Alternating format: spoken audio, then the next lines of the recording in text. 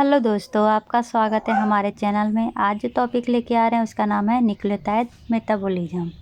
Mainly इसमें क्या क्या हम सीखेंगे, इसमें हम प्यूरीन और पायरिमिडीन का डी नोवो सिंथेसिस सीखेंगे। कैसे प्यूरीन में जो मेनली दो होता है, जैसे कि हम बताए थे, प्यूरीन को याद रखा जाएगा कोड पूजा से, मतलब कि जब भी हम पूजा करते हैं दो भगवान का एक साथ करते हैं, तो इसमें जो साइकिल मिलेगा वो डबल साइकिल होगा। और इसमें कौन कौन सा न्यूक्लियोटाइड प्रेजेंट होता है, ग्वानिन और एडेनिन। तो ये कैसे सिंथेसिस होता है डी नोवो प्रोसेस के द्वारा, ये हम सीखेंगे। दूसरा पायरिमिडीन। पायरिमिडीन में मेनली क्या होगा, तो अगर डीएनए है तो थायमीन और सी क्या है, सी तो साइटोनिन। अगर आरएनए है तो यूरासिल और साइटोनिन का कैसे फॉर्मेशन होगा ये देखेंगे। उसके बाद हम देखेंगे कि कैसे प्यूरीन और पायरिमिडीन सैल्वेज पाथवे हम यूज करते हैं। उसके बाद डिस्कस होगा प्यूरीन पायरिमिडीन के कैटाबॉलिज्म का। फिर हम कैसे डीएनटीपी का फॉर्मेशन होता है ये देखेंगे। सबसे पहले बायोलॉजिकल सिग्निफिकेंस जानते हैं। तो जो हमारा न्यूक्लियोटाइड है ये ही बनाता है हमारा न्यूक्लिक एसिड। जैसा कि हम देखते हैं कार्बोहाइड्रेट का बिल्डिंग ब्लॉक कौन है, सबसे स्मॉलेस्ट यूनिट मोनोसैकेराइड। प्रोटीन का सबसे स्मॉलेस्ट यूनिट कौन सा है, अमाइनो एसिड। वैसे ही हमारा डीएनए और आरएनए का स्मॉलेस्ट यूनिट क्या है, न्यूक्लियोटाइड। ठीक है, न्यूक्लियोटाइड मेनली क्या करता है, एनर्जी कैरियर का काम करता है। एनर्जी कैरियर जैसे कि एटीपी, ये क्या है, एडिनोसिन ट्राइफॉस्फेट। ये क्या करता है, एनर्जी प्रोड्यूस करता है। ये इसमें से जैसे जैसे फास्फोरस निकलता है उतना ही ये एनर्जी प्रोड्यूस करता है। अब आगे इसका क्या काम है, तो ये मेटाबॉलिक पाथवे में भी इसका यूज होता है। जैसे कि सेकेंडरी मैसेंजर की तरह काम करता है साइक्लिक एएमपी। ये मेनली एग्जांपल में बताया है कि साइक्लिक एएमपी रेगुलेट करता है ग्लूकोज के रिलीज में।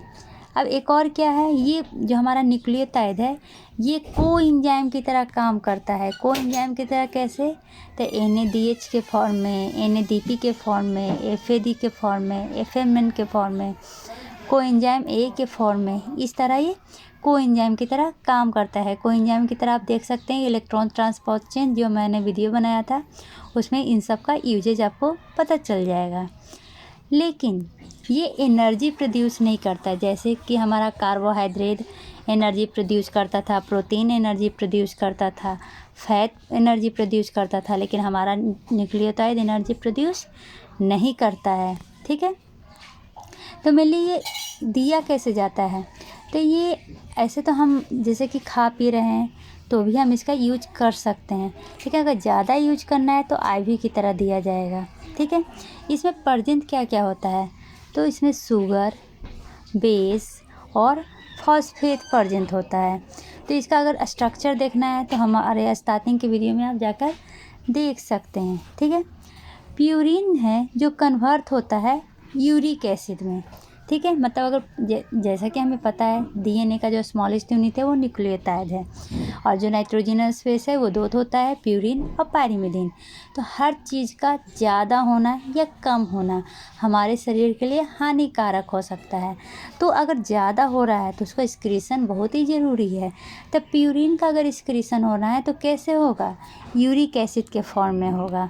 ठीक है, अब ये देखिए प्यूरीन और पायरिमिडीन का स्ट्रक्चर याद कर लीजिए, ये स्ट्रक्चर में ही आपकी दुनिया बसी हुई है।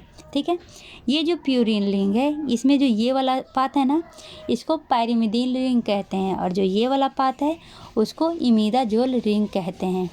यहाँ तक समझने में प्रॉब्लम, जैसे कि आप पूछ रहे होंगे कि इस वाले रिंग को पायरिमिडीन रिंग क्यों कहते हैं, तो आप पायरिमिडीन का स्ट्रक्चर देखिए और इसका स्ट्रक्चर देखिए, सिमिलर है। ठीक है, तो अगर आपको पायरिमिडीन का स्ट्रक्चर याद करना है तो एक कंसेप्ट बना लीजिए कि 6 कार्बन होते हैं। ऐसे ही सिर्फ कंसेप्ट कह रही हूँ, तो 6 कार्बन लिख दीजिए, 1 2 3 4 5 6। ठीक है, उसके बाद इसको जोड़ दीजिए। लेकिन एक चीज़ और याद रखिएगा, कार्बन नंबर 1 और कार्बन नंबर 3 पे कार्बन ना होके नाइट्रोजन होगा, बाकी सारा चीज़ सेम है। तो अगर अब मैं ऐसे बताऊंगी कि एक पे नाइट्रोजन एक पे कार्बन तो ज़्यादा कंफ्यूज कर जाइएगा। तो सबसे पहले क्या करना है, 6 कार्बन का एक कंपाउंड बनाना है और उसमें पहला और तीसरा पे क्या करना है, नाइट्रोजन ऐड कर देना है। मतलब नंबरिंग नाइट्रोजन से करना है, 1 2 3 4 5 6। यहाँ तक समझने में कोई प्रॉब्लम नहीं। तो हमें तो पायरिमिडीन का रिंग बनाना आ गया। तो प्यूरीन में एक्स्ट्रा क्या ऐड होता है, जैसा कि ये क्या है, मान लीजिए पायरिमिडीन रिंग है, अब इसमें इमिडाजोल ऐड करेंगे। तो इमिडाजोल में मेनली कितना ऐड होता है, तो इसमें मानिए कि 3 कार्बन ऐड होता है, मानने के लिए सिर्फ कह रही हूँ। तो 1 2 3, ठीक है। तो पहला और तीसरा इसमें भी क्या होगा, नाइट्रोजन होगा। तो कितना ईजिली आपको समझ में आ गया ना। पहले क्या कीजिएगा, पायरिमिडीन रिंग बनाइएगा, उसमें पहला और तीसरा क्या कर दीजिएगा, नाइट्रोजन रिंग कर दीजिएगा।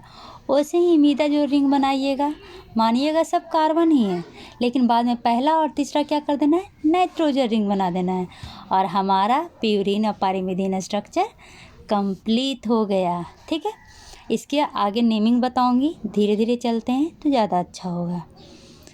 अब देखिए, जैसा कि मैंने क्या बताया था, नाइट्रोजिनस वेस्ट 2 पार्ट में डिवाइड होता है, प्यूरीन और पायरिमिडीन। प्यूरीन का कोड क्या था, पूजा। क्या, पूजा। पूजा मतलब मतलब भगवान जी का पूजा करते हैं, 2 भगवान होना चाहिए। जी का मतलब ग्वानिन, ए का मतलब एडेनिन। अगर इसका स्ट्रक्चर देखना चाहें तो जो एडेनिन है, देखिए ये एडेनिन है, तो इसमें कौन से कार्बन पे, कार्बन नंबर 6 पे NH2 जुड़ा हुआ है, ठीक है। और ग्वानिन में कार्बन नंबर 2 पे NH2 जुड़ा हुआ है और कार्बन नंबर 6 पे डबल बॉन्ड O जुड़ा हुआ है। तो स्ट्रक्चर आपको याद करने में क्या दिक्कत होगी, सिर्फ ये याद रखिए कि प्यूरीन रिंग तो हम बना लिए, 2 रिंग होता है, एक पायरिमिडीन रिंग और एक इमिडाजोल रिंग। तो एडेनिन में क्या करना है, कार्बन नंबर 6 पे NH2 को ऐड कर देना है, और हमारा ग्वानिन में कार्बन नंबर 2 पे अमोनिया को ऐड करना है और कार्बन नंबर 6 पे ऑक्सीजन को ऐड करना है। तो हमारा एडेनिन और ग्वानिन का स्ट्रक्चर कंप्लीट हो गया। ठीक है, अब आते हैं पायरिमिडीन में। पायरिमिडीन में या तो साइटोसिन होगा या यूरासिल होगा। यूरासिल किस में, RNA में, और थाइमिन किस में, तो DNA में। तो बहुत ही सिंपल स्ट्रक्चर है। अगर मान लीजिए आपको यूरासिल का स्ट्रक्चर याद हो गया तो थाइमिन का स्ट्रक्चर और इजीली याद हो जाएगा। तो यूरासिल का स्ट्रक्चर देखते हैं, क्या दिया हुआ है, दूसरा और छठा कार्बन पे सिर्फ क्या किया है, ऑक्सीजन को ऐड कर दिया है। तो याद कर लीजिए, क्या दूसरा और छठा कार्बन पे क्या हो रहा है, ऑक्सीजन ऐड हो जा रहा है। तो हमारा यूरासिल स्ट्रक्चर हो गया। तो थाइमीन का दूसरा नाम 5 मिथाइल यूरासिल भी है। तो अगर आपको ये 5 मिथाइल यूरासिल याद हो गया तो आप सिंपल से समझ जाइएगा कि यूरासिल के जो 5वां नंबर कार्बन है, जैसे कि यहाँ से स्टार्ट होता है 1 2 3 4 5 6, 5वां नंबर कार्बन पे सिर्फ मिथाइल ग्रुप को ऐड कर देना है। अभी तक हमने क्या पढ़ा, एडेनिन। प्यूरीन का स्ट्रक्चर तो पहले ही पता है, तो उसमें 6 नंबर पे अमोनिया ऐड कर देना, तो एडेनिन पर हो जाएगा। प्यूरीन के स्ट्रक्चर में 2nd नंबर पे अमोनिया और 6 नंबर पे ऑक्सीजन अगर ऐड कर देंगे तो ग्वानिन हो जाएगा। ठीक है, समझने में कोई प्रॉब्लम नहीं है। यहाँ पर अमोनिया 6 कार्बन पे, यहाँ पर अमोनिया 2 कार्बन पे और ऑक्सीजन 6 कार्बन पे। ठीक है, यूरासिल में 2 और 6 दोनों पे क्या हो जाएगा, ऑक्सीजन हो जाएगा। थाइमिन का क्या बताया कि 5 मिथाइल यूरासिल, मतलब 2 6 तो आपको पहले से ही याद है, और यहाँ पर 5 पर मिथाइल ग्रुप आ जाएंगे। ठीक है, अब साइटोसिन में आते हैं। तो साइटोसिन में क्या है, 2 पर है क्या, ऑक्सीजन, और 6 पर अमोनिया। मतलब कि इस स्ट्रक्चर का जस्ट अपोजिट, ग्वानिन का अपोजिट हो जाता है साइटोसिन। कैसे, तो आपको ये भी पता है C और G के बीच बॉन्ड बनता है, ठीक है। तो पायरिमिडीन रिंग में अगर आपको एक भी स्ट्रक्चर याद है, जैसे कि आपको याद है ग्वानिन में 2 पे अमोनिया होता है, 6 पर ऑक्सीजन होता है, तो आप उसका अपोजिट कर दीजिए। क्या, तो जो हमारा साइटोसिन होगा उसमें 2 पर ऑक्सीजन होगा और 6 पे अमोनिया होगा। तो ये स्ट्रक्चर तो आपको सिंपली याद हो गया। आशा है आपको ये स्ट्रक्चर समझने में प्रॉब्लम नहीं हुई होगी। जो हमारा ग्वानिन है ये आता है ग्वानो से, ठीक है, और जो थाइमीन है वो आता है थाइमस ग्लैंड से। आगे सब पढ़ेंगे। अब हमारा जो न्यूक्लियोटाइड, इतना देर से पढ़ रहे हैं, न्यूक्लियोटाइड DNA RNA का स्मॉलेस्ट यूनिट है, ठीक है। तो इसके बारे में समझना भी बनता है। जो हमारा न्यूक्लियोटाइड है ये 3 चीज़ से होके बनता है। एक होता है नाइट्रोजिनस बेस, राइबोज शुगर और फॉस्फेट ग्रुप, ठीक है। तो ये वाला जो पार्ट है ये है राइबोज शुगर। इसके पहला कार्बन पे बेस अटैच होता है और 5वां कार्बन पे देखिए 1 2 3 4 5, 5वां कार्बन पे फास्फोरस अटैच होता है, ठीक है। यहाँ तक समझ में आ गया।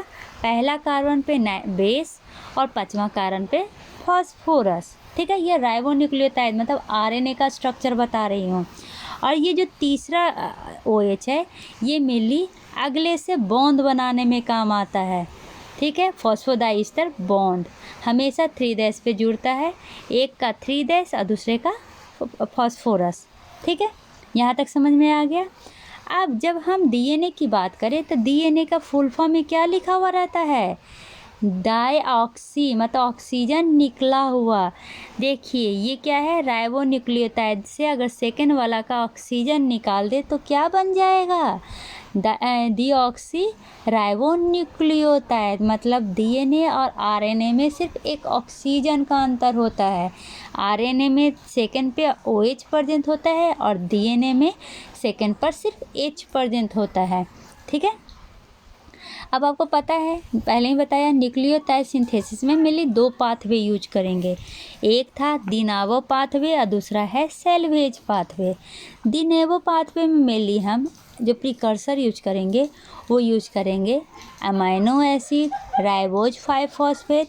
ये राइबोज 5-फॉस्फेट आता कहाँ से है, तो आपको जब हम कार्बोहाइड्रेट का मेटाबॉलिज्म पढ़ा रहे थे तो उसमें पढ़ाए थे PPP pathway, pentose phosphate pathway, उसी का ये प्रोडक्ट है राइबोज 5-फॉस्फेट। और इसमें CO2 और अमोनिया लगता है। इसमें बेसिस का कोई भी इंटरमीडिएट नहीं है।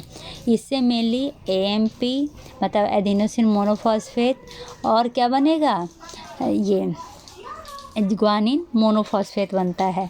सेल्वेज पाथवे ये क्या करेगा, ये जो फ्री बेसिस बनेंगे उनको रिसाइकिल करके और उसका ब्रेक डाउन करेगा, ठीक है। चलिए अब आते हैं डी नोवो पाथवे। प्रिकर्सर तो पहले ही पढ़ लिया था, क्या है, अमाइनो एसिड है, राइबोज 5-फॉस्फेट है, CO2 है और अमोनिया है, ठीक है।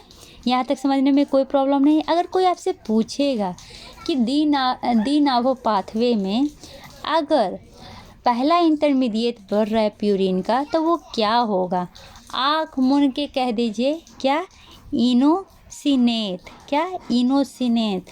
तो हम याद कैसे करेंगे कि ये इनोसिनेट है, तो जैसे कि आप पूजा, पहला क्या था, प्यूरिन, प्यूरिन का आप कैसे याद किए हैं, पूजा के फॉर्म में। तो पूजा कौन करते हैं, इनोसेंट लोग करते हैं। तो अगर आपको कुछ स्पेलिंग नहीं याद रहा तो अगर MCQ क्वेश्चन रहेगा तो आपको तो इतना तरह याद तो आ ही जाएगा, अच्छा पूजा, पूजा तो इनोसेंट लोग कहते हैं। मतलब कि प्यूरिन का डी नोवो पाथवे से जो पहला इंटरमीडिएट होगा वो होगा इनोसिनेट, ठीक है। और अगर पायरिमिडीन का पूछा जाए तो वो क्या होगा, ओरोटेट। मतलब क्या है, प्यार हमेशा औरत से करना चाहिए। किससे करना चाहिए? औरत से। तो आपको इंटरमीडिएट याद करने में कोई भी प्रॉब्लम नहीं हुई होगी। पूजा इनोसेंट लोग करते हैं और प्यार हमेशा औरत से किया जाता है। ठीक है। डी नोवो पाथवे में जो सबसे इम्पॉर्टेंट स्टेप होता है या प्रोडक्ट होता है वो होता है फॉस्फोराइबोसिल पायरोफॉस्फेट। क्या? फॉस्फोराइबोसिल पायरोफॉस्फेट। ये दोनों के लिए इम्पॉर्टेंट होता है, प्यूरिन के लिए भी और पायरिमिडीन के लिए भी।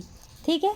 अगर अमाइनो एसिड, जैसे कि हमने क्या देखा प्रिकर्सर में, अमाइनो एसिड इम्पॉर्टेंट है, तो अगर प्यूरिन है तो ग्लाइसिन इम्पॉर्टेंट होगा, और अगर पायरिमिडीन है तो अस्पार्टेट इम्पॉर्टेंट होगा।